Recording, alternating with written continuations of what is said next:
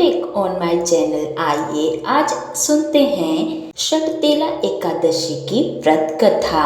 प्राचीन काल में एक ब्राह्मणी रहती थी। वह सदैव व्रत और पूजन करती थी, परंतु वह पूजन में कभी भी दान नहीं करती थी। न ही उसने कभी देवताओं या ब्राह्मणों के लिए कोई अन्न या धन का दान किया था।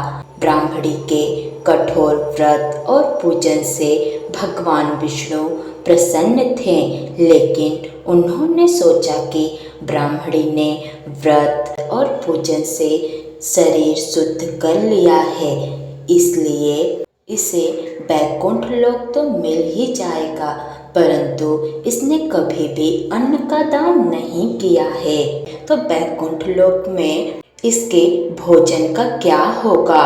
ऐसा सोचकर भगवान विष्णु भिखारी के भेष में ब्राह्मणी के पास गए और ब्राह्मणी से भिक्षा मांगने लगे। तब ब्राह्मणी ने भिखारी बने विष्णु भगवान को भिक्षा में एक मिट्टी का ढेला दे दिया। भगवान विष्णु उसे लेकर वैकुंठ लोक में लौट आए। कुछ समय बाद ब्राह्मणी की मृत्यु के बाद शरीर का त्याग कर ब्राह्मणी वैकुंठ लोक में आ गई।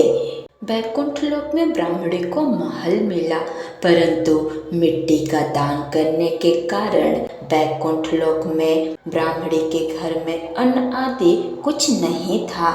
यह सब देखकर वह ब्राह्मणी भगवान विष्णु के पास गई और उनसे कहने लगी, मैंने जीवन भर आपका व्रत और पूजन किया है, लेकिन मेरे घर में कुछ भी क्यों नहीं है। तब भगवान विष्णु ने ब्राह्मणी की समस्या सुनकर उससे बोले कि तुमसे मिलने के लिए देवलोक की देवियां आएंगी, परंतु तुम अपना दरवाजा मत खोलना। पहले उनसे शटतिला एकादशी की व्रत कथा सुनना, उसके पश्चात ही दरवाजा खोलना। ऐसा करने से तुम्हारी समस्या का समाधान हो जाएगा। यह सुनकर ब्राह्मणी अपने घर पर चली गई और जैसे ही देव कन्याएं ब्राह्मणी से मिलने आई तो ब्राह्मणी ने दरवाजा बंद कर लिया और उनसे कहने लगी, पहले मुझे शटतिला एकादशी की व्रत कथा सुनाओ। और ब्राह्मणी की कहे अनुसार देव कन्याओं ने ब्राह्मणी को शटतिला एकादशी की व्रत कथा तथा इस कथा का महत्व बताया।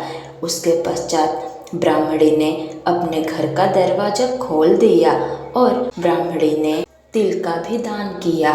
शटतिला एकादशी की व्रत कथा सुनते ही और तिल का दान करते ही ब्राह्मणी के घर में सोने चांदी हीरे मोती और अन्न भर गए। यह देखकर ब्राह्मणी बहुत ही प्रसन्न हो गई।